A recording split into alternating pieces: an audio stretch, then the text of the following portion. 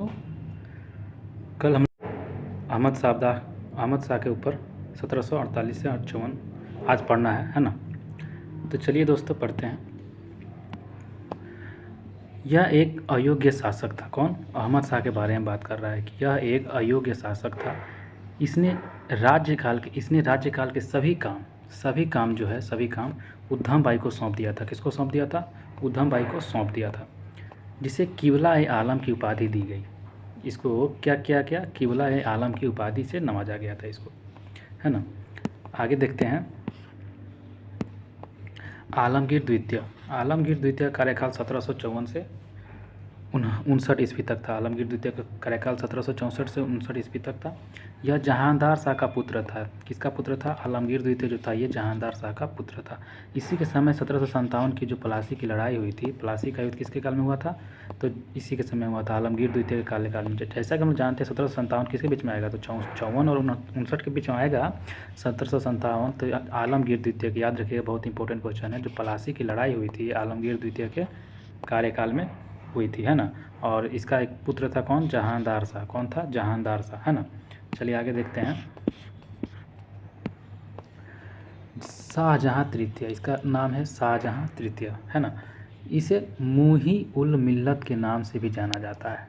मराठों के हस्तक्षेप में इसे गद्दी से उतार फेंका गया। क्या किया गया? मराठों के हस्तक्षेप से इसको क्या किया गया? तो मराठों के हस्तक्षेप से इसको गद्दी से उतार फेंका गया। किसको? शाहजहां तृतीय को, शाहजहां तृतीय को, है ना। चलिए आगे देखते हैं। अब आते हैं शाह आलम द्वितीय का कार्यकाल देखते हैं। शाह आलम द्वितीय का कार्यकाल है 1759 से 1806। 1759 से 1806। इसके शासनकाल में 2 निर्णायक युद्ध, पानीपत का तीसरा युद्ध और जो 1761 में हुआ था, और बक्सर का युद्ध जो 1764 में हुआ था। बहुत इंपॉर्टेंट क्वेश्चन।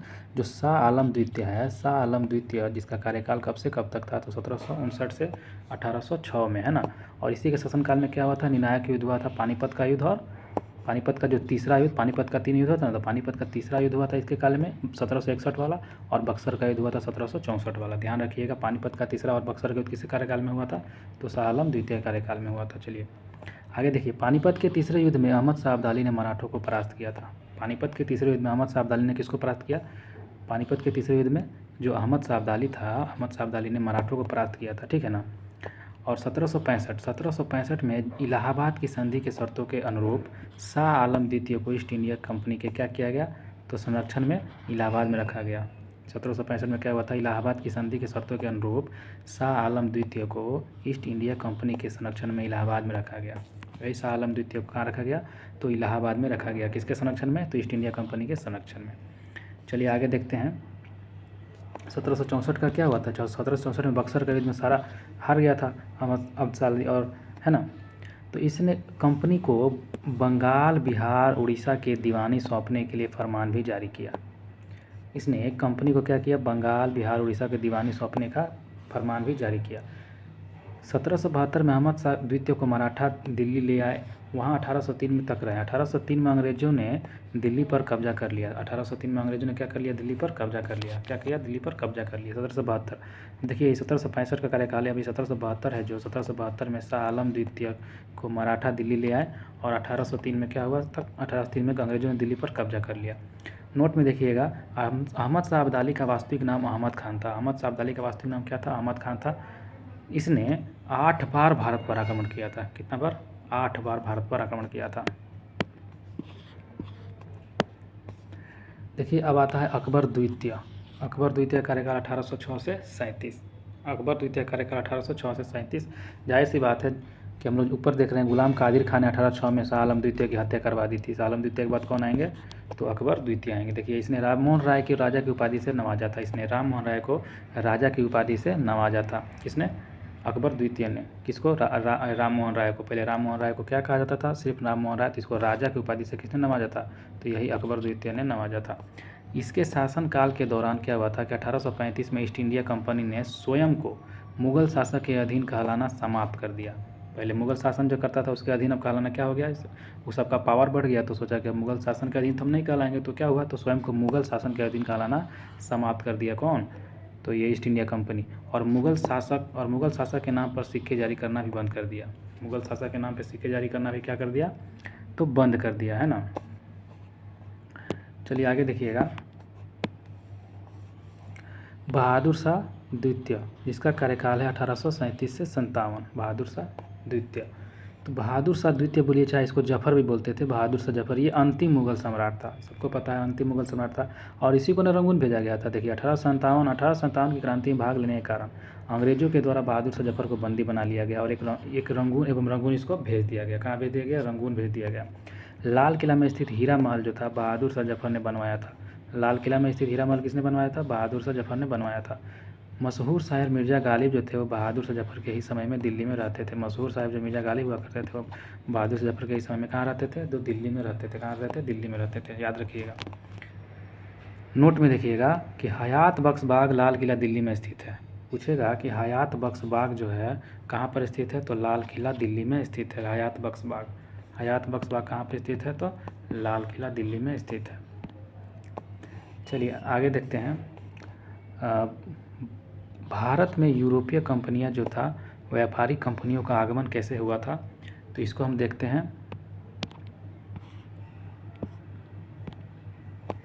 देखिए 17 मई 1498, 17 मई कहीं कहीं पे लिखा रहता है, कहीं कहीं पे 20 मई लिखा रहता है, तो ध्यान दीजिएगा 17 मई 1498 या 20 मई 1498 में पुर्तगाली नाविक वास्को डी गामा ने उत्तर महासागर अंतरित होते हुए भारत के पश्चिमी तट पर स्थित कालीकट बंदरगाह पहुंचकर भारत एवं यूरोप के बीच नए समुद्री मार्ग की क्या की, खोज की। और इसी यात्रा के वास्को डी गामा का गुजराती पथ प्रदर्शक जो था अब्दुल मजीद ने सहयोग किया था। किसने सहयोग किया था, अब्दुल मजीद ने सहयोग किया था। तो क्वेश्चन ज़्यादा से बनेगा कि कौन सा बंदरगाह, तो कालीकट बंदरगाह था, है ना। और किसने सहायता किया था, अब्दुल मजीद ने सहायता किया था वास्को डी गामा को। बस इतना ध्यान रखना है। चला था तो 17 मई 1498 या फिर 20 मई 1498। और कहाँ पे पहुंचा था, उत्तर महासागर अंतर्द्वीप होते हुए ये भारत के पश्चिमी तट पर पहुंचा था, जब जिसको हम लोग कालीकट बंदरगाह कहते हैं। ये ध्यान में रखिएगा। आगे देखिएगा, अब्दुल मजीद इसका सहायता किया था। 1505 ईस्वी में फ्रांसिस्को दी अल्मेडा जो था वो भारत में प्रथम पुर्तगाली वायसराय बनकर आया था। कौन आया 1505 में, चलिए तो हम देख रहे थे 1505 में था वास्को डी गामा जो था वो अल्मीडा भारत के प्रथम पुर्तगाली वायसराय बनकर भारत आया था, है ना। देखिए 1505 में तो फ्रांसिस्को दी अल्मीडा आया था। 1509 में जो था, 1509 में वो फ्रांसिस्को अल्मीडा आया था, दो आए थे, है ना। वायसराय बनकर पहला कौन आया था, फ्रांसिस्को दी अल्मीडा, और दूसरा कौन आया था, अल्फांजो दी अल्बुकर्क। याद रखिएगा 1505 में ये आया था फ्रांसिस्को दी अल्मीडा, और 1509 में कौन आया था, अल्फांजो दी अल्बुकर्क। ये जो अल्फांजो दी अल्बुकर्क था ना, ये भारत में पुर्तगालियों का वायसराय बना, और इसने 1510 में बीजापुर के यूसुफ आदिल शाह से गोवा को जीता था। किससे जीता था, बीजापुर के यूसुफ आदिल शाह से गोवा को जीता था। ध्यान में रखिएगा, कब जीता था, एक साल के बाद। एक साल के बाद ये जीता था 1510 में। 1510 में बीजापुर के शासक यूसुफ आदिल शाह से गोवा को जीत लिया था, ठीक ना। चलिए इससे पहले हम देखते हैं थोड़ा कंपनी को हम लोग याद करते हैं, बहुत इंपॉर्टेंट है। तो पुर्तगाली जो ईस्ट इंडिया कंपनी था, पुर्तगाली ईस्ट इंडिया कंपनी, ये 1498 में क्या हुआ था, ये स्थापना हुआ था। और जो अंग्रेजी ईस्ट इंडिया कंपनी था, ये 1600 में इसकी स्थापना हुआ था। अंग्रेजी ईस्ट इंडिया कंपनी कब हुआ था, 1600 में इसकी स्थापना हुआ था। डच ईस्ट इंडिया कब गया, तो डच ईस्ट इंडिया कंपनी 1602 में। और डेनिश ईस्ट इंडिया कंपनी 1616। फ्रांसीसी ईस्ट इंडिया कंपनी कब, 1664। स्वीडिश ईस्ट इंडिया कंपनी कब, 1731। तो इसको याद करना आपका जिम्मेदारी है दोस्तों। हम बस एक बार समझाते हैं। देखिए पुर्तगाली east India company 1498 Vasco D gamma जो आया था, ये तो सबको पता होगा, है ना। अंग्रेजी ईस्ट इंडिया कंपनी एकदम 1600 में आया था, ठीक है। Dutch east India company 1602। Dutch देखिए हम लोग याद किए थे, डच ईस्ट इंडिया कंपनी 1602 में आया था। और डेनिश ईस्ट इंडिया कंपनी 1616 में आया था। डेनिश 1600 हो गया, 1602 हो गया, 1600 हो गया, 1616, 1602, 1616, 1664, 1731।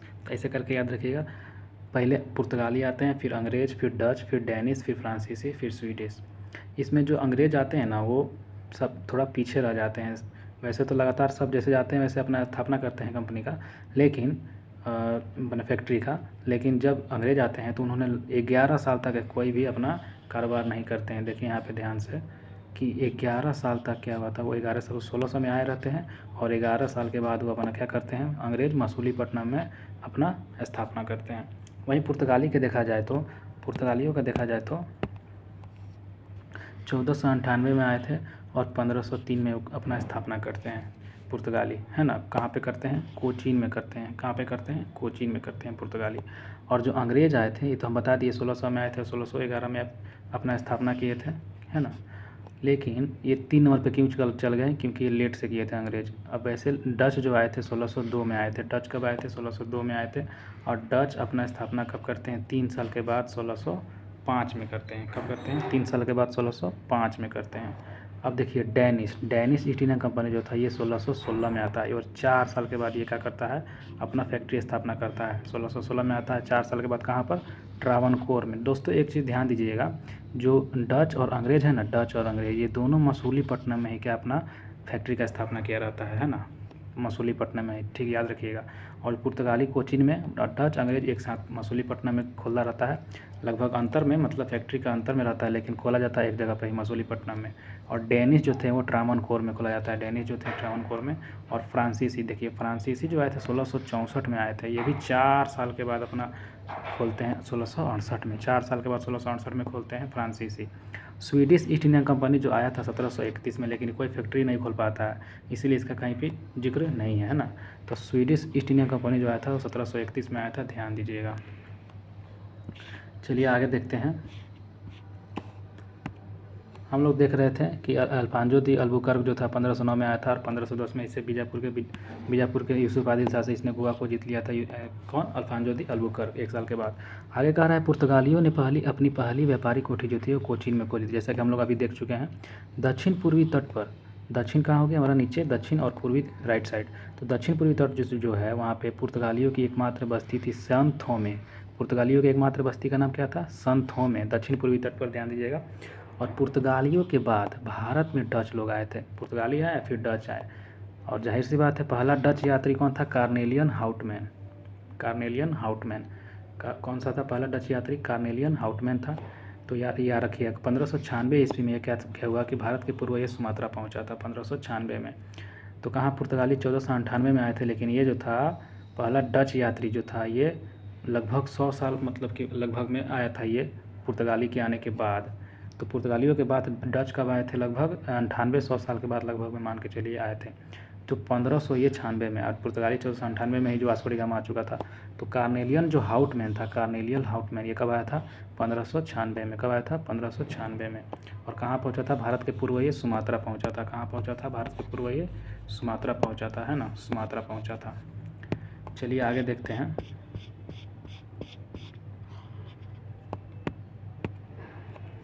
डचों ने भारत में अपनी प्रथम व्यापारिक कोठी फैक्ट्री जो है वो 1605 में मसूलीपट्टनम में स्थापित थी। जैसा कि हम लोग बताएं, अंग्रेज और डच दोनों एक ही जगह पर खोले थे। सबसे पहला मसूलीपट्टनम में ही, उसके बाद अपना सूरत में स्थापित किए थे।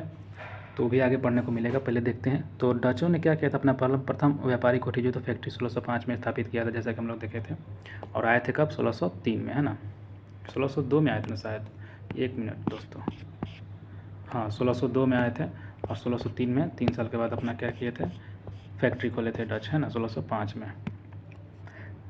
डचों की जो दूसरी व्यापारिक कोठी है वो पुलिकट में स्थापित की हुई थी। कहाँ पर? पुलिकट में स्थापित हुई थी, जहाँ उन्होंने अपने स्वर्ण सिक्का जो था पैगोडा को ढाला और पुलिकट के ही समस्त गतिविधियों को केंद्र बनाया था, है ना। जहाँ उन्होंने क्या किया था? अपने स्वर्ण सिक्के पैगोडा को ढाला और पुलिकट को ही समस्त गतिविधियों का केंद्र बनाया। डचों ने भारत में प्रथम व्यापार जो था औद्योगिक वेतन भोगी रखे थे। पूछेगा कि सबसे पहली बार औद्योगिक वेतन भोगी रखने वाला कौन था? वेतन भोगी मतलब वही पैसा दीजिए और काम करवाइए, उसको पैसा दीजिए। तो ऐसे करके वो वेतन भोगी रखने वाला कौन था? तो डच ही था। कौन था? डच था सबसे पहले, ना अंग्रेज ना फ्रांसीसी। कौन था? तो डच था। कौन था? डच था।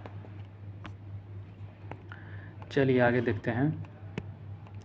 नोट में कह रहा है डच ईस्ट इंडिया कंपनी जो था 1632 में पटना में अपना कारखाना स्थापित किया था। बहुत इंपॉर्टेंट क्वेश्चन है बिहार के लिए, कि पूछता है कि पटना में पहला कौन सा, मतलब ईस्ट इंडिया कंपनी जो था, तो डच ईस्ट इंडिया कंपनी जो था वो पटना में 1632 में अपना कारखाना स्थापित किया था। आगे देखिएगा, कोलाचेल की लड़ाई। कौन सी लड़ाई?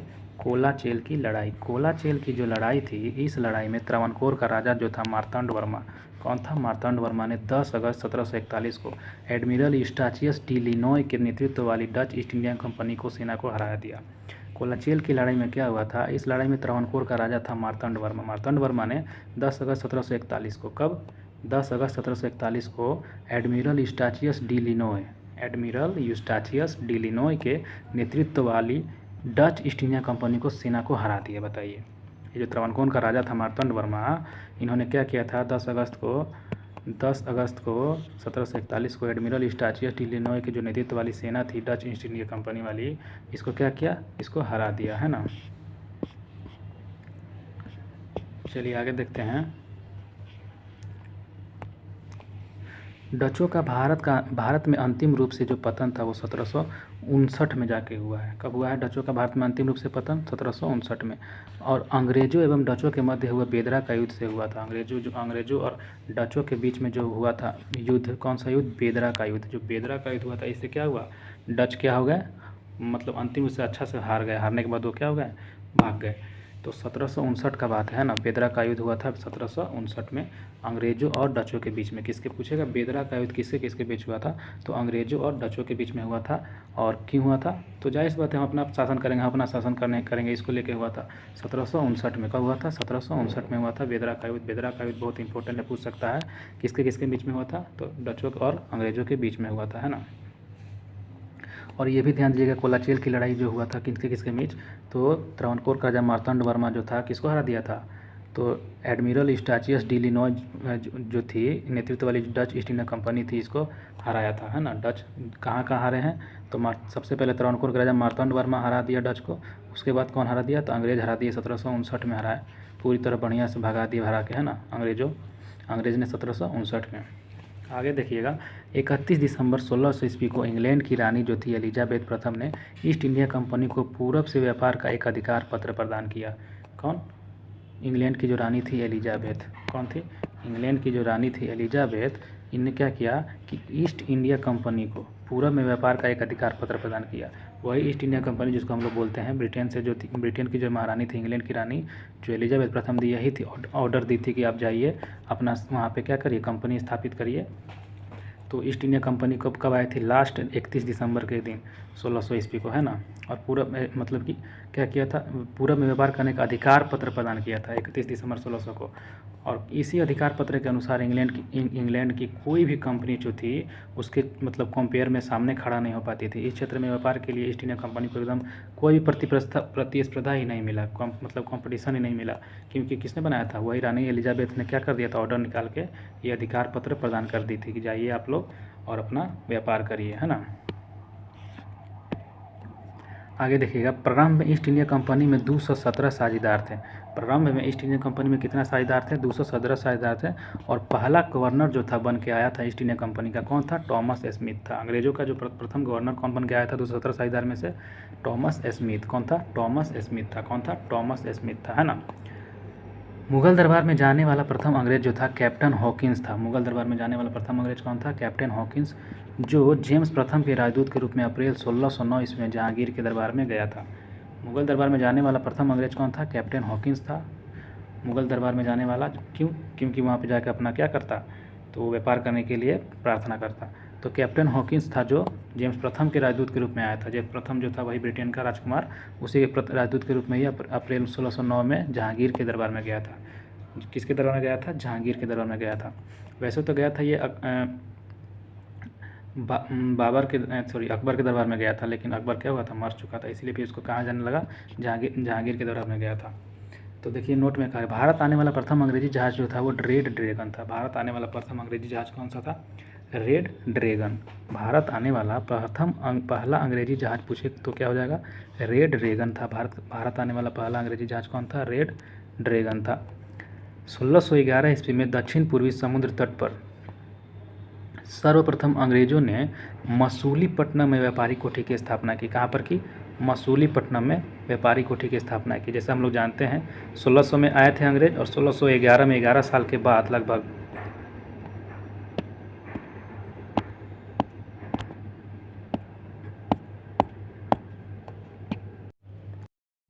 तो देख रहे थे, हाँ 1611 में क्या हुआ था? दक्षिण पूर्वी समुद्र तट पर सर्वप्रथम अंग्रेजों ने मसूलीपट्टनम में व्यापारी कोठी की स्थापना की, है ना। चलिए आगे देखते हैं। जहांगीर ने 1613 ईस्वी में एक फरमान जारी कर अंग्रेजों को सूरत में थॉमस एडवर्ड के अधीन व्यापारिक कोठी जो थी फैक्ट्री खोलने की इजाज़त दे दी। देखिए जहांगीर ने कब दिया था इजाज़त, तो 1611 में तो क्या हुआ था कि समुद्र तट पर सर्वप्रथम अंग्रेजों ने मछलीपट्टनम व्यापारी कोठी की स्थापना कर ली। लेकिन फिर क्या हुआ, जहांगीर ने 1613 में एक फरमान जारी करके अंग्रेजों को सूरत में थॉमस एल्डवर्थ के अधीन व्यापारी कोठी फैक्ट्री जो थी खोलने की इजाज़त दी। किसके अधीन, थॉमस एल्डवर्थ के अधीन। कहाँ पे, तो सूरत में। कहाँ पे, सूरत में।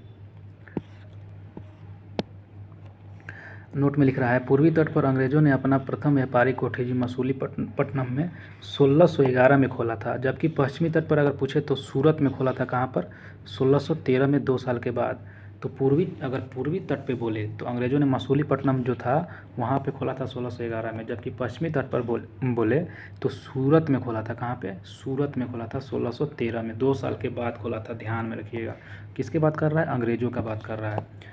और व्यापारी कोठी स्थापित किया। पहली बार सूरत में 1608 में खोला गया था, लेकिन वो क्या हो गया, चल नहीं पाया, है ना। और करने का प्रयास किया था लेकिन वो चल नहीं पाया। तो इसको हम लोग याद नहीं रखेंगे। हमको क्या याद रखना है, तो 1611 में मछलीपट्टनम में और 1613 में सूरत में याद रखना है अंग्रेजों के बारे में कि अपना कोठी खोला था, है ना। आगे देखिएगा, मुगल काल में सूरत को क्या लिखा है, बाबुल मक्का जो है, बाबुल मक्का यानी मक्का का प्रस्थान द्वार भी कहा जाता है ना। मुगल काल में सूरत को बाबुल मक्का या फिर मक्का का प्रस्थान द्वार भी कहा जाता है। मक्का को क्या किया जाता है, मक्का का प्रस्थान द्वार किसको कहा जाता है, सूरत को कहा जाता है। किसको कहा जाता है, सूरत को कहा जाता है। आगे देखिएगा, 1615 ईस्वी में सम्राट जेम्स प्रथम ने सर टॉमस रो को अपना राजदूत बनाकर मुगल सम्राट जहांगीर के दरबार में भेजा था। अब देखिए फिर से जो जेम्स प्रथम इसने सर टॉमस रो को क्या किया, फिर से अपना राजदूत बनाया, फिर से भेजा जाएगी। फिर से आप क्या करिए, तो मतलब कि व्यापार करने के लिए अधिकार पत्र मतलब जाके पाइए, प्रार्थना करिए, है ना। और 1615 का बात है, 1615 में, 1613 में तो सूरत में खुल ही गया था। 1615 में सम्राट जेम्स प्रथम था, सर टॉमस रो, उसने अपना राजदूत बनाकर भेजा किसके, तो अब जहांगीर के दरबार में भेजा था। पहले भेजा था अकबर के दरबार में, तो अकबर तो मर चुका था। तो जहांगीर थोड़ा सा कहीं कहीं में क्या किया, छूट दिया, लेकिन बहुत 2 साल के बाद छूट दिया था। लेकिन जो था 1615 में ये फिर से भेजा, अब जहांगीर के दरबार में भेजा था, है ना। डायरेक्ट किसको भेजा था, तो सर टॉमस रो को भेजा था। पहले कौन आया था, सर हॉकिंस आया था, है ना। आगे कह रहा है, वह फरवरी 1619 तक भारत में रहा। उसने जहांगीर एवं खुर्रम जो था शाहजहाँ से अंग्रेजों के लिए कुछ व्यापारिक छूट प्राप्त करने में सफल हुआ। देखिए उस समय जहांगीर का लड़का हो चुका था, जो शाहजहाँ था, खुर्रम, ये भी जवान हो चुका था। तो जहांगीर भी था और कौन था, शाहजहाँ भी था। तो वही कह रहा है कि वह फरवरी 1619 में तो भारत में रहा। उसने जहांगीर एवं खुर्रम शाहजहाँ जो था, दोनों से अंग्रेजों के लिए कुछ व्यापारिक छूट प्राप्त करने में सफल हो गया। कौन सफल हो गया, सर टॉमस रो। किसने भेजा था, जेम्स प्रथम ने भेजा था। कब का बात है, 1615 में बात है ना। तो उस समय क्या हुआ था, 1600 में हम लोग क्या देखे थे, ऊपर देखे थे 1611 में, और 1613 में क्या हुआ था, मछलीपट्टनम और सूरत में स्थापना हो चुका था, लेकिन और भी जगह फैलाना था इसको अपना कारोबार, तो फिर से वो अपना भेजा था, है ना। और देखिए क्या कर रहा है, 1632 में गोलकुंडा के सुल्तान ने 1632 में आ जाइए, 1632 में गोलकुंडा के सुल्तान जो था, अंग्रेज़ों को एक सुनहला फरमान दिया, खुद से ही जाके अपना सुनहला फरमान दिया, जिसके अनुसार अंग्रेज़ जो थे सुल्तान को 500 पैगोडा वार्षिक कर देकर गोलकुंडा राज्य के बंदरगाह पर स्वतंत्रता पूर्वक व्यापार कर सकते थे। इसमें क्या हुआ कि खुद आके बोला, जो सुनहला फरमान दिया, और जो गोलकुंडा के सुल्तान थे उसने खुद बोला कि आप क्या कर सकते हैं, अंग्रेज़ों को बोला कि आप हमारे मतलब कि जो गोलकुंडा राज्य का जो बंदरगाह है, बंदरगाह पे आप स्वतंत्रता पूर्वक क्या करिए, व्यापार करिए, बदले में आप हमको 500 पैगोडा दीजिएगा। बदले में क्या दीजिएगा, बदले में आप हमको 500 पैगोडा वार्षिक कर दीजिएगा, टैक्स दीजिएगा। अंग्रेज़ तो चाहते ही थे कि हमको मिल जाए जगह कहीं पे, तो मिल गया, जाहिर सी बात है। अब देखिए 1639 में अंग्रेज़ फ्रांसीसी डे चंद्रगिरी के राजा के मद्रास पट्टे पर लिया, वह वहीं एक किला बंद कोठी का निर्माण किया। 1639 में भी क्या हुआ, देखिए यहाँ पे तो हम लोग देखे थे 1632 में जो गोलकुंडा के जो सुल्तान थे, उन्होंने खुद सुनहला फरमान दे के 500 पैगोडा वार्षिक कर पर क्या दे दिया, बंदरगाह दे दिया अपना। और आगे देख रहे हैं हम लोग यहाँ पे कि 1639 का बात है, लगभग 7 साल के बाद जो अंग्रेज़ फ्रांसिस डे था, उसने चंद्रगिरी के राजा से क्या बोला, मद्रास जो था उसको ले लिया, कर्जा पर, पट्टे पर ले लिया, और वहीं एक किलाबंद कोठी का निर्माण किया। कहाँ पर? मद्रास में। किससे लिया था? चंद्रगिरी के राजा से मद्रास पट्टे पर लिया था। कौन लिया था? अंग्रेज जो था फ्रांसिस डे। कौन था? अंग्रेज फ्रांसिस डे। कब का बात है? 1639 का बात है, जब ये सब काम हो गया था, है ना। और इस कोठी का नाम जो था सेंट फोर्ट जॉर्ज रखा था। इस कोठी का नाम क्या रखा था? सेंट फोर्ट जॉर्ज रखा था। आगे देखते हैं, यही फोर्ट सेंट जॉर्ज कालांतर में क्या बन गया? तो कोरोमंडल तट पर अंग्रेजी मुख्यालय बना। यही सेंट जॉर्ज जो था कालांतर में आगे चल के कोरोमंडल तट पर क्या बना? तो अंग्रेजी मुख्यालय बना। क्या बना? अंग्रेजी मुख्यालय बना। 1661 में पुर्तगाली राजकुमारी कैथरीन ऑफ ब्रिगेंजा एवं ब्रिटेन के जो राजकुमार थे चार्ल्स द्वितीय, इन दोनों का विवाह हुआ। क्या हुआ? 1661 में क्या हुआ था? 1661 आ गया। 1661 में क्या हुआ? पुर्तगाली राजकुमारी कैथरीन ऑफ ब्रिगेंजा तथा ब्रिटेन के राजकुमार चार्ल्स द्वितीय, इनका क्या हुआ? विवाह हुआ। और इस अवसर पर दहेज के रूप में पुर्तगालियों ने चार्ल्स द्वितीय को बम्बई दे दिया। पूरा बम्बई ये शहर दे दिया। किसको दे दिया? तो अंग्रेज को दे दिया। जो थी ब्रिटेन के जो राजकुमार थे चार्ल्स द्वितीय, इनका विवाह किसके साथ हुआ था? तो पुर्तगालियों के साथ हुआ था। तो पुर्तगाली जो थे, इनको क्या दे दिए? अपना पूरा, मतलब बम्बई उनके हाथ में था उस समय। तो बम्बई जो था, पुर्तगाली के जो चार्ल्स द्वितीय थे, उनको बम्बई प्रदान कर दिया। किसको दे दिया? तो ब्रिटेन के राजकुमार जो चार्ल्स द्वितीय थे, इनको बम्बई प्रदान कर दिया। कौन? पुर्तगालियों ने। क्यों प्रदान किया? क्योंकि जो था उनका शादी हुआ था किससे? पुर्तगाली राजकुमारी जो थी कैथरीन ऑफ ब्रिगेंजा से, है ना। कब का बात है ये? 1661 का बात है। चलिए आगे देखते हैं।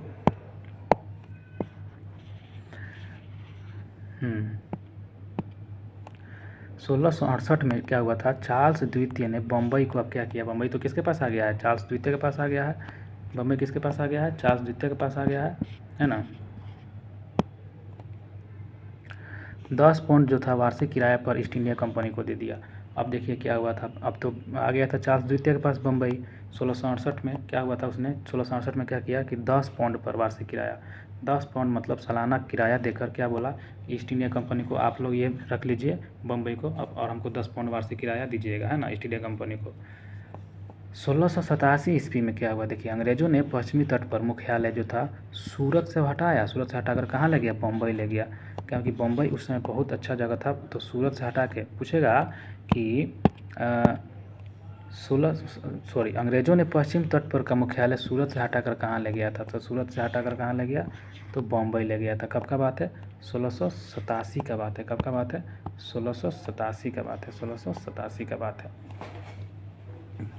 गेराल्ड आंगियार जो 1669 से लेकर 1677 ईस्वी सूरत का प्रेसिडेंट एवं बम्बई का गवर्नर बम्बई शहर की स्थापना की थी। पूछेगा कि बम्बई शहर की स्थापना करने वाला कौन था? गेराल्ड आंगियार था। कौन था? गेराल्ड आंगियार। और उसने क्या किया? 1669 से लेकर 1677 के बीच में ये सूरत का प्रेसिडेंट हुआ करता था। उसने बम्बई का गवर्नर, इसे बम्बई शहर की स्थापना किया था। किसने? गेराल्ड आंगियार ने, है ना। ये क्या हुआ करता था? सूरत का प्रेसिडेंट, बम्बई का गवर्नर हुआ करता था। तो इसी ने समझ लीजिए कि बम्बई शहर का स्थापना करने वाला कौन हो गया? तो गेराल्ड आंगियार हो गया। कौन हो गया? गेराल्ड आंगियार हो गया। चलिए आगे देखते हैं। बंगाल के शासक शाह शुजा ने सर्वप्रथम 1651 ईस्वी में अंग्रेजों को व्यापारिक छूट की अनुमति दी। इस अनुमति को निशान कहते हैं। क्या हुआ था? बंगाल के शासक थे शाह शुजा ने सर्वप्रथम 1651 ईस्वी में अंग्रेजों को व्यापारिक छूट की अनुमति दी। इस अनुमति को निशान कहते हैं। इस अनुमति को क्या कहते हैं? इस अनुमति को निशान कहते हैं। जब क्या हुआ था कि इस बंगाल के जो शासक थे शाह शुजा, सबसे पहले 1651 में अंग्रेजों को व्यापारिक छूट की अनुमति दी थी। कहाँ पर? बंगाल के शासक शाह शुजा ने सबसे पहले क्या हुआ था? सर्वप्रथम 1651 में अंग्रेजों को व्यापारिक छूट की अनुमति दी। इस अनुमति को ही निशान कहते थे। इस अनुमति को क्या कहते थे? इस अनुमति को निशान कहते थे। 1 मिनट हम चार्ज में लगा लें मोबाइल। चलिए दोस्तों, निशान किसको बोलते थे? तो बंगाल के जो शासक हुआ करते थे शाहजहाँ ने सर्वप्रथम 1651 में क्या हुआ था? अंग्रेजों को व्यापारिक छूट की अनुमति दी, और इसे ही हम लोग निशान कहते हैं। 1698 ईस्वी में अंग्रेजी ईस्ट इंडिया कंपनी ने 3 गांव, कौन सा गांव? 3 गांव। 1698 में अंग्रेजी ईस्ट इंडिया कंपनी जो था, इन्होंने 3 गांव सूतानूती, कालीकट और गोविंदपुर, इसकी जो ज़मींदारी थी 1200 रुपया भुगतान करके प्राप्त कर ली। और यहाँ पर फोर्ट विलियम्स का निर्माण किया। फोर्ट विलियम्स का निर्माण जहाँ पे हुआ था, वहाँ पे कितना गांव को जमींदारी जो इकट्ठा करके किया था। तो सूतानुती एक हो गया, कालीकट हो गया और गोविंदपुर, ये जो 3 गांव था इसी की जमींदारी। तो 1200 रुपया भुगतान किया गया और यहाँ पे फोर्ट विलियम का निर्माण किया गया, फोर्ट विलियम का निर्माण किया गया, है ना। और देखिए चार्ल्स आयर फोर्ट विलियम के प्रथम प्रेसिडेंट हुए। कौन हुए? Charles Eyre. तो चार्ल्स आयर जो हुए थे वो फोर्ट विलियम के प्रथम प्रेसिडेंट हुए और कालांतर में यही जो था कलकत्ता नगर कहलाया, है ना। जो फोर्ट विलियम था उस समय का कार्य, जो 3 गो गाँव मतलब कि पकड़ के बनाया गया था फोर्ट विलियम, वही कालांतर में आगे चल के क्या कहलाने लगा? तो कलकत्ता, जो कोलकाता नगर कहलाने लगा, जिसकी नींव जॉब चौर्नॉक ने रखी थी। कोलकाता नगर की नींव पूछता है कौन सी किसने रखी थी? तो जॉब चौर्नॉक ने। और बम्बई को हम लोग कौन देखे थे? बम्बई में किसने देखे थे हम लोग? अंगियार को देखे थे। बम्बई में किसको देखे थे? अंगियार को देखे थे, है ना। चलिए आगे देखिएगा। भारत में फ्रांसीसियों की प्रथम कोठी जो थी फ्रैंक कैरो के द्वारा सूरत में 1668 में स्थापित की गई। भारत में फ्रांसीसियों की प्रथम कोठी जो थी फ्रैंक कैरो के द्वारा सूरत में 1668 ईस्वी में स्थापित की गई। 1674 में फ्रांसीसी कंपनी के निदेशक फ्रैंकविस मार्टिन ने वालीकुंडापुर के सूबेदार शेर खान लोधी से पुडुचेरी नामक एक गांव को प्राप्त किया, जो कालांतर में पांडिचेरी के नाम से जाना गया। क्या हुआ था? 1674 में फ्रांसीसी कंपनी के निदेशक फ्रैंकविस मार्टिन, किसके निदेशक? फ्रांसीसी जो कंपनी था इसके निदेशक हुआ करते थे फ्रैंकविस मार्टिन। फ्रैंकविस मार्टिन ने वालीकुंडापुर के सूबेदार शेर खान लोधी से, किससे? शेर खान लोधी से पुडुचेरी नामक एक गांव को प्राप्त किया। किससे प्राप्त किया? शेर खान लोधी से पुडुचेरी नामक एक गांव को प्राप्त किया। ये क्या था? शेर खान लोधी क्या था? तो वालीकुंडापुर के ये सूबेदार हुआ करता था। इसी से जो आगे चल के कालांतर में ये जो पांडिचेरी के नाम से जाना जाने लगा, कालांतर में क्या जाने लगा? पांडिचेरी के नाम से जाने लगा। तो 1674 में फ्रांसीसी कंपनी के निदेशक फ्रैंकविस मार्टिन ने वालीकुंडापुर के सूबेदार शेर खान लोधी से पुडुचेरी नामक गांव एक क्या किया? प्राप्त किया और कालांतर में यही पांडिचेरी के नाम से जाना जाने लगा। आगे देखते हैं आंग्ल फ्रांसीसी संघर्ष। भारत में आंग्ल फ्रांसीसी संघर्ष को कर्नाटक युद्ध के नाम से जाना जाता है। किस नाम से जाना जाता है? कर्नाटक युद्ध के नाम से जाना जाता है। प्रथम कर्नाटक युद्ध जो था ये 1676 से 1648 के बीच में हुआ था। ठीक है, याद रखिएगा। और 1740 में हुआ क्यों था? देखिए, तो 1740 में जो था ऑस्ट्रिया पर उत्तराधिकार को लेकर यूरोप में अंग्रेजों तथा फ्रांसीसियों के मध्य संघर्ष प्रारंभ हुआ और इसी संघर्ष के कारण ही भारत में दोनों कंपनियों के मध्य 1746 युद्ध प्रारंभ हो गया। जो ऑस्ट्रिया में मतलब उत्तराधिकार को लेकर यूरोप और अंग्रेज के बीच में क्या हुआ था? युद्ध हुआ था। यूरोप में अंग्रेजों तथा फ्रांसीसियों के बीच क्या हुआ था? संघर्ष हुआ था। और वही संघर्ष भारत में भी देखने को मिला, जो हम लोग प्रथम कर्नाटक युद्ध के नाम से जाना जाता है। कब हुआ था? 1746 से 48 में। प्रथम कर्नाटक युद्ध के दौरान लड़ा गया सेंट टोपे का जो युद्ध था, प्रथम कर्नाटक युद्ध के दौरान लड़ा गया था। कौन सा युद्ध? सेंट टोपे का युद्ध जो था प्रथम कर्नाटक युद्ध के दौरान लड़ा गया था। और यह युद्ध फ्रांसीसी सेना में जीत मिली थी। फ्रांसीसी सेना में इसमें क्या मिली थी? जीत मिल गई थी फ्रांसीसी सेना को। प्रथम कर्नाटक युद्ध में जो फ्रांसीसी सेना जीत मिली। और प्रथम कर्नाटक युद्ध यूरोप में 1748 में हुई एक्सला-सापेल की संधि के मतलब संधि के द्वारा क्या हो गया? समाप्त हुआ। पूछता है कि प्रथम कर्नाटक युद्ध किस संधि से समाप्त हुआ? तो एक्सला-सापेल की संधि से। हम लोग याद किए थे 3 गो कर्नाटक युद्ध हुआ था, प्रथम, द्वितीय, तृतीय, और तीनों के संधि के हम लोग याद किए थे। ए, पा, पे। ए से हो गया एक्सला-सापेल, पा से हो गया पांडिचेरी, क्या बोलते हैं हम लोग, 1 मिनट दोस्तों जी। दोस्तों ठीक है, पांडिचेरी की संधि, पे से पेरिस की संधि, ए से एक्सला-सापेल, पा से पांडिचेरी, पे से पेरिस की संधि, प्रथम, द्वितीय, तृतीय कर्नाटक का जो क्या हुआ था? तो संधि हुआ था, है ना। तो हम लोग देख रहे थे एक्सला-सापेल की संधि के द्वारा क्या हुआ? इसको समय समाप्त किया गया था, सुलझा लिया गया था, है ना। चलिए आगे देखते हैं। द्वितीय कर्नाटक युद्ध कब हुआ था? 1749 से लेकर 1754। जाहिर सी बात है इसके 1 साल के बाद हुआ था, 1749 से 1754। इस युद्ध के कारण हैदराबाद में कर्नाटक के उत्तराधिकार विवाद बना। इस युद्ध में क्या हुआ? इस युद्ध के कारण हैदराबाद एवं कर्नाटक के उत्तराधिकार विवाद बना। हैदराबाद और कर्नाटक में अब इसके लिए भारत में युद्ध हो गया। इसका युद्ध भी क्या देखने को मिला? तो हम लोग को द्वितीय कर्नाटक युद्ध में देखने को मिला। उस तो देखे थे हम लोग, ऊपर देखे थे जो ऑस्ट्रिया पर उत्तराधिकार को लेकर हुआ था, कहाँ पे? यूरोप में ही हुआ था, अंग्रेज और फ्रांसीसी के बीच में, जिसको हम लोग भारत में देखने को मिला, प्रथम कर्नाटक युद्ध। लेकिन जो था द्वितीय कर्नाटक युद्ध में अब खुद भारत में जो हो गया था, किसके बीच में? खुद अंग्रेज और फ्रांसीसियों के बीच में देखने को मिला था भारत में अंदर। वही हम लोग था देख रहे हैं कि इस युद्ध के कारण जो था हैदराबाद के कर्नाटक के उत्तराधिकार को विवाद बना था। ये हैदराबाद में हम बनेंगे और कर्नाटक में हम बनेंगे, ऐसे करके विवाद जो बना था। तो हैदराबाद और कर्नाटक में चल रहे इन विवादों में राजनीतिक बढ़त बनाने हेतु डुप्ले ने हैदराबाद में मुजफ्फरजंग और कर्नाटक में चंदा साहिब को साथ दिया था। हैदराबाद में कहाँ गया, हाँ हैदराबाद और कर्नाटक में जो चल रहा विवाद था, विवादों से राजनीतिक बढ़त बनाते हेतु डुप्ले और हैदराबाद में मुजफ्फरजंग और कर्नाटक में चंदा साहिब को साथ दिया। अपरिहार्य रूप से अंग्रेजों को नासिर जंग और अनवरुद्दीन का सहयोग करना पड़ा। अपरिहार्य रूप से क्या हुआ, अंग्रेजों को नासिर जंग और अनवरुद्दीन का क्या किया गया, सहयोग करना पड़ा। किस लिए, तो जैसा कि उधर से साथ जब देगा कोई तो इधर से दुश्मन भी इसका साथ देने लगता है। यही कह रहा है कि हैदराबाद और कर्नाटक में चल रहे इन विवादों को राजनीतिक बढ़त बनाने हेतु डुप्ले ने हैदराबाद में मुजफ्फरजंग और कर्नाटक में चंदा साहिब का साथ देने लगा। डुप्ले कौन था, फ्रांसीसी गवर्नर था, इसने मुजफ्फरजंग और कर्नाटक चंदा साहिब के साथ देने लगा। इसी को देखते हुए अब क्या हुआ, अपरिहार्य रूप से क्या हुआ, अंग्रेजों का भी साथ देना पड़ा। किसका, नासिर जंग और अनवरुद्दीन का सहयोग करना पड़ा। क्यों, हम आगे देखते हैं क्यों। देखिए, हैदराबाद आसफ शाह की मृत्यु के बाद उत्तराधिकार को लेकर नासिर जंग जो था पुत्र हुआ करता था, वो भतीजा मुजफ्फरजंग, इन दोनों के मध्य विवाद खड़ा हुआ था। तो जाहिर सी बात, एक तरफ से कोई जाएगा, मान लीजिए फ्रांसीसी, तो दूसरा जब से अंग्रेज, अब क्या हो जाएंगे, दुश्मन का दुश्मन दोस्त, तो खड़ा हो जाते थे अंग्रेज। अब कर्नाटक में देखिए, कर्नाटक के नवाब अनवरुद्दीन तथा उसका बहनोई जो चंदा साहिब था, इसके मध्य में विवाद शुरू हुआ था। तो जाहिर सी बात है, एक तरफ से हो गया, मान के चलिए मुझे डुप्ले जो था, अरे यार,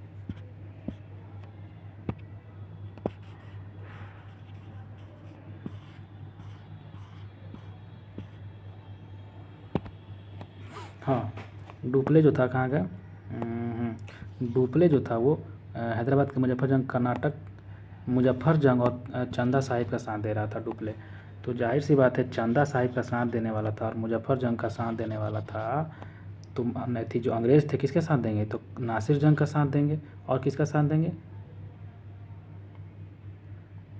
अनवरुद्दीन का साथ देंगे, है ना। अंग्रेज किसका साथ देंगे, ऑटोमेटिक नासिर जंग का और अनवरुद्दीन का साथ देने लगेंगे। क्यों, क्योंकि जो था डुप्ले जो था वो मुजफ्फरजंग और चंदा साहिब का साथ दे रहा था। तो यहाँ पे मुजफ्फरजंग हो गया और चंदा साहिब का साथ देने वाला था कौन, डुप्ले कौन था, फ्रांसीसी। तो इसीलिए अंग्रेज अब उसके दुश्मन के खिलाफ चल गए और किसका साथ देने लगे, तो नासिर जंग का साथ देने लगे और अनवरुद्दीन का साथ देने लगे। हालांकि हुआ क्या, हार गया, कौन हार गया, अंग्रेज हार गए थे यहाँ पे, है ना। 1749 में फ्रेंच सेना की सहायता से एक युद्ध में अनवरुद्दीन मारा गया। अनवरुद्दीन क्या हो गया, मारा गया। और चंदा साहिब जो था, चंदा साहिब जीत गया। तो जाहिर सी बात है, चंदा साहिब का साथ देने वाला कौन था, डुप्ले था, फ्रांसीसी जीत गया, है ना। तथा चंदा साहिब कर्नाटक का अगला नवाब बन गया। अब 1750 में नासिर जंग भी फ्रेंच सेना से संघर्ष करता हुआ मारा गया। 1750 में नासिर जंग क्या हुआ, नासिर जंग जो था, नासिर जंग फ्रेंच सेना से संघर्ष करता हुआ मारा गया और मुजफ्फरजंग हैदराबाद का नवाब बना। और यहाँ पे कौन बन गया, मुजफ्फरजंग जो था हैदराबाद का नवाब बन गया, है ना।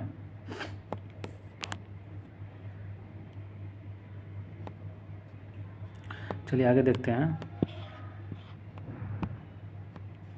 अनवरुद्दीन के पुत्र मोहम्मद अली युद्ध से भागकर तिरुचिन्नापल्ली में शरण ले लिया था। जो अनवरुद्दीन था, अनवरुद्दीन का साथ देने वाला कौन था, अनवरुद्दीन का साथ देने वाला कौन था, हम लोग देखे थे। अनवरुद्दीन जो था, अनवरुद्दीन का साथ दे रहा था,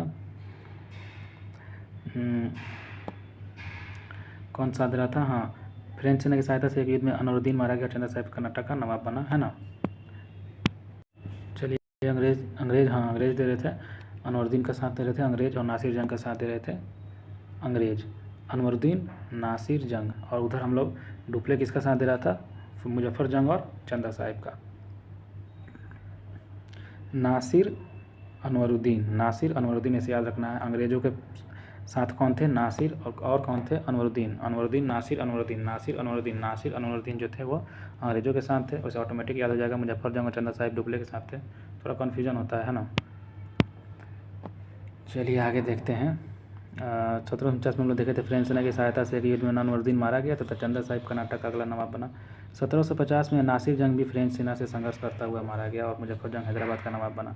अनवरुद्दीन का पुत्र मोहम्मद अली युद्ध में भाग कर त्रिचिनापल्ली में शरण ली। फ्रांसीसियों ने चंदा साहिब की सेना के साथ मिलकर मोहम्मद अली के दुर्ग को घेर लिया। क्लाइव इस घेरे को तोड़ने में असफल रहा और उसने दबाव कम करने के लिए कर्नाटक को अपना अरकट्टा पर अधिकार कर लिया। क्या हुआ था कि अनवरुद्दीन के जो पुत्र था, अनवरुद्दीन तो हारा गया, उसका पुत्र मोहम्मद अली जो था युद्ध से भाग के अब त्रिचिनापल्ली में जाके वो छुप गया, शरण ले लिया, छुप गया, है ना। और फ्रांसीसियों ने क्या किया, चंदा साहिब की सेना के साथ मिलकर मोहम्मद अली के दुर्ग को घेर लिया, वहाँ पे जाके छिपा था। अब क्या हुआ, तब इधर से अंग्रेज़ की तरफ से क्लाइव था। अब क्लाइव क्या किया, इस घेरे को तोड़ नहीं पाया, असफल रहा तोड़ने में। तो क्या हुआ, दबाव कम करने के लिए सोचा कि अब क्लाइव जाके हम किसको कब्जा कर लेते हैं।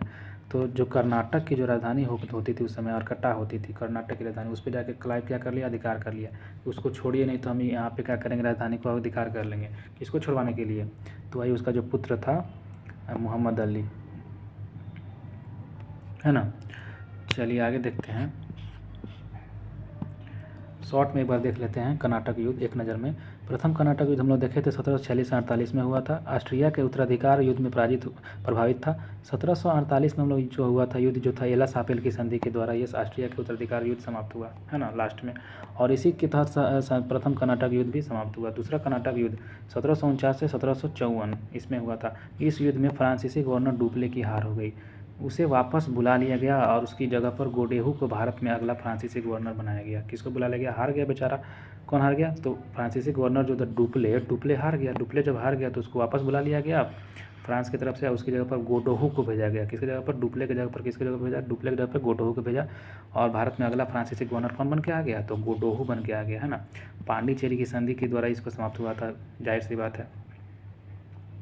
1749 से लेकर 1754 में जो क्या हुआ था युद्ध चला था, 1749 से 1754 जो दूसरा कर्नाटक युद्ध था, जाहिर सी बात है। तो 54 के बाद 55 में ही ना इसका क्या होगा, संधि किया जाएगा 1 साल के बाद, नहीं तो उसी साल के करेंगे, नहीं तो 1 साल के बाद अंतिम में जनवरी में किया है, मतलब वही अंतिम जनवरी जाते जाते अंतिम में इसको क्या हुआ, इसका ऐसी संधि हुआ, युद्ध विराम संधि किया गया मिलके।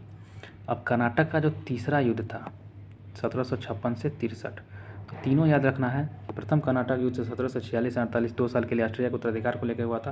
द्वितीय कर्नाटक युद्ध जो था स्पेशल हैदराबाद और जो था हम लोग देखे थे कि इसको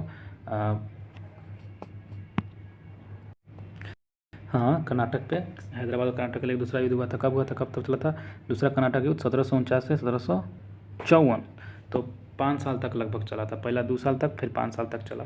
और 1755 में इसको पांडिचेरी की संधि के द्वारा इसको युद्ध विराम किया गया था। कर्नाटक का तीसरा युद्ध कब से कब चला था, 1756 से 1763, 56 से 63 लगभग 4 महीने हो गया, 4 7 साल लगभग चला था कर्नाटक का युद्ध। तो देखिए कर्नाटक का तीसरा युद्ध, प्रथम 2 साल चला, दूसरा 5 साल चला, तीसरा 7 साल चला। तो 1756 से लेके 1763, इसी के 1757 का युद्ध हम लोग पीछे पढ़े थे, 1757 का युद्ध भी हुआ था किसके समय में, तो यही जो था कर्नाटक का जो तीसरा युद्ध चल रहा था उसी के बीच में हुआ था 1757 का भी जो प्लासी का युद्ध हुआ था। और 1756 देखिए आया कह रहा है कि जो 1756 में शुरू हुए सप्तवर्षीय युद्ध का ही अंश था। जो 1756 में सप्तवर्षीय, अच्छा पूछेगा कर्नाटक का तीसरा युद्ध क्यों हुआ था, कौन सा कारण था, तो सप्तवर्षीय युद्ध में सब देश अब क्या हुआ था, एक दूसरे से सप्तवर्षीय युद्ध को लेकर युद्ध चल रहा था, जिसके कारण फिर से क्या हुआ 1756 में कर्नाटक का तीसरा युद्ध देखने को मिला और पेरिस की संधि के होने पर यह युद्ध समाप्त हुआ। पूछेगा कि कर्नाटक का जो तीसरा युद्ध क्यों हुआ था, सप्तवर्षीय युद्ध के कारण हुआ था और इसकी संधि कब की गई, तो जाहिर सी बात है 1763 में ही किया गया होगा।